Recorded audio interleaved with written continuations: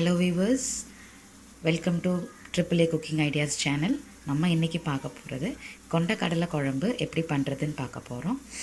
அதுக்கு ஒரு 20 சின்ன வெங்காயத்தை நான் கட் பண்ணி எடுத்து வச்சுருக்கேன். சின்ன சின்னதாக 2 தக்காளி, பெருசாக இருந்தால் ஒரு தக்காளி மட்டும் எடுத்துக்கோங்க. ஒரு 10 பல் பூண்டு, ஒரு நெல்லிக்காய் சைஸ் புளியை தண்ணியில் ஊற வச்சு எடுத்து வச்சுருக்கேன். கொண்டக்கடலை நல்லா பாயில் பண்ணி எடுத்து வச்சுருக்கேன். வாங்க இதை இப்போ எப்படி செய்கிறதுன்னு பார்க்கலாம். இது கூட நான் இன்றைக்கி கத்திரிக்காய் மட்டும் ஆட் பண்ண போகிறேன். உங்களுக்கு தேவைன்னா நீங்கள் முருங்கைக்காய் கூட ஆட் பண்ணிக்கலாம், ஒரு கேரட் ஆட் பண்ணிக்கலாம். ஸோ அதுவும் டிஃப்ரெண்ட் டேஸ்ட் கொடுக்கும். நான் இன்றைக்கி கத்திரிக்காய் மட்டும் ஆட் பண்ண போகிறேன். வாங்க பார்க்கலாம். ஒரு நல்ல அகலமான கடாய் எடுத்துக்கிட்டேன். நான் கடலெண்ணெய் தாங்க யூஸ் பண்ணுறேன். வாங்க எப்படி தாளிக்கிறதுன்னு பார்க்கலாம்.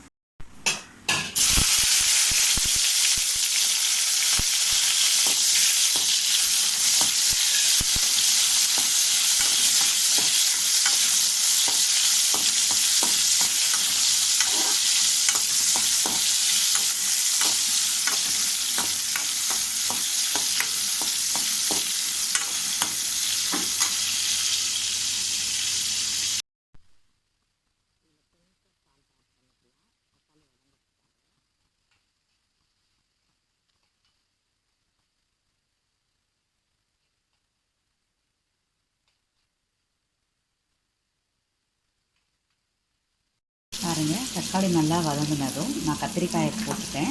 கத்திரிக்காயும் நல்லா வதங்கிக்கிட்டே இருக்குது. இதிலே நான் பூண்டையும் ஆட் பண்ணிட்டேன். பாருங்கள், கத்திரிக்காயும் நல்லா வதங்கிடுச்சு. இப்போது நம்ம எடுத்து வேக வச்சுருக்க இந்த சுண்டல் அப்படியே அந்த தண்ணியோடவே ஆட் பண்ணிக்கோங்க. என் தண்ணி தான் ரொம்ப ஸ்ட்ரென்த்தே. அது இல்லாமல் வெறும் சுண்டல் மட்டும் போட்டிங்கன்னா அது வேஸ்ட் ஆகிடும். ஸோ தண்ணியோடு ஆட் பண்ணிக்கோங்க. இப்போ நம்ம என்னென்ன மிளகாத்தூள் மசாலாலாம் தேவையோ அது எல்லாமே ஆட் பண்ணிக்கலாம். வாங்க, இதில் நான் வெறும் மிளகாய் தனியா மட்டும் அரைச்சி வச்சுருக்க மிளகாய்த்தூள் 3 ஸ்பூன் ஆட் பண்ணுறேன். உங்களுக்கு காரத்துக்கு ஏற்ற மாதிரி நீங்கள் அட்ஜஸ்ட் பண்ணிக்கோங்க, ஒன்றும் பிரச்சனை இல்லை.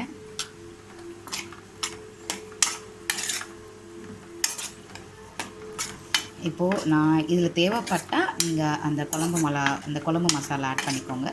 இல்லை வேண்டான்னா நீங்கள் இந்த திக்னஸ் எனக்கு போதும் அப்படின்னா நீங்கள் விட்டுடுங்க. பாருங்கள், இது நான் வீட்டிலே ரெடி பண்ண காரக்குழம்பு மசாலா தூள் தான். இது நான் 1 ஸ்பூன் 1.5 ஸ்பூன் ஆட் பண்ணுறேன். தேவைப்பட்டால் நீங்கள் ஆட் பண்ணிக்கோங்க, இல்லைன்னா வேண்டாம்.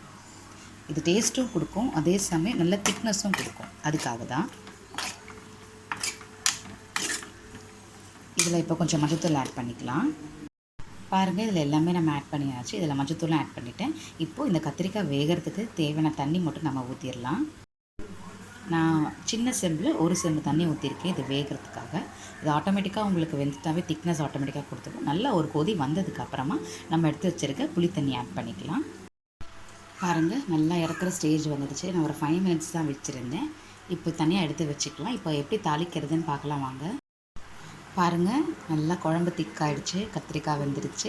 நான் ஏற்கனவே சொன்ன மாதிரி நீங்கள் முருங்கைக்காய், உருளைக்கிழங்கு, ஒரு கேரட் எல்லாமே ஆட் பண்ணிக்கலாம். இல்லை உங்களுக்கு இன்னும் குழம்பு அதிகமாக தேவை அப்படின்னா புளி ஊற்றுறதுக்கு முன்னாடி நீங்கள் ஒரு கைப்பிடி அளவு, சின்ன கைப்பிடி அளவு தேங்காய் எடுத்து அதை அரைச்சி நீங்கள் ஊற்றிட்டு ஒரு 5 மினிட்ஸ்க்கு அப்புறம் புளி ஊற்றிட்டு அதுக்கப்புறமா இறக்குனீங்கன்னா உங்களுக்கு குழம்பு கொஞ்சம் நிறையாவும் வரும், இன்னும் திக்காகவும் கிடைக்கும். நான் இன்றைக்கி தேங்காய் ஊற்றலை, அதனால் நான் இதில் இறக்கிடுறேன். பாருங்கள், நல்லா திக்காயிடுச்சு. இப்போ நான் இதில் புளி ஆட் பண்ண போகிறேன்.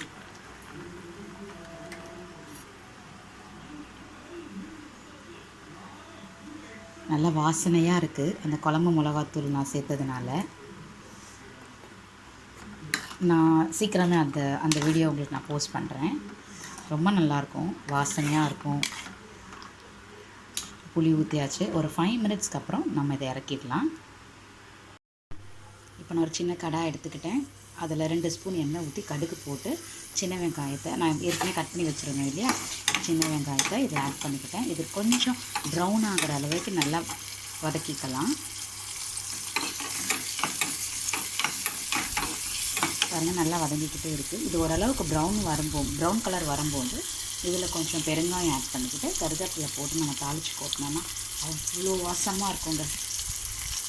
சூடாக சாப்பாடு போட்டு இந்த குழம்பு ஊற்றி ஏதாவது ஒரு கீரை பொரியலோ இல்லை எக் ஆம்லேட்டோ வச்சு சாப்பிட்டோம்னா செம்மையாக இருக்குங்க.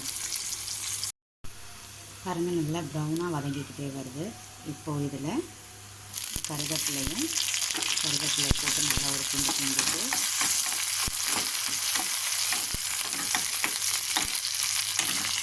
இந்த ஸ்டேஜில் இதில் இப்போ பெருங்காயம் ஆட் பண்ணிக்கலாம்.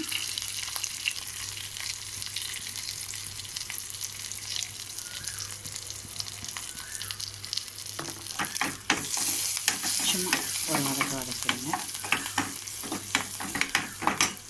அவ்வளோதான். இப்போ இந்த தாளிப்பு எடுத்து நம்ம வச்சுருக்க அந்த குழம்புல நம்ம ஆட் பண்ணிடலாம். பாருங்கள், அவ்வளோதாங்க. எவ்வளோ கலர்ஃபுல்லான சூப்பரான சுண்டல் குழம்பு ரெடியாக இருக்குது. வாங்க சாப்பிடலாம். Thank you viewers, thank you for supporting my channel.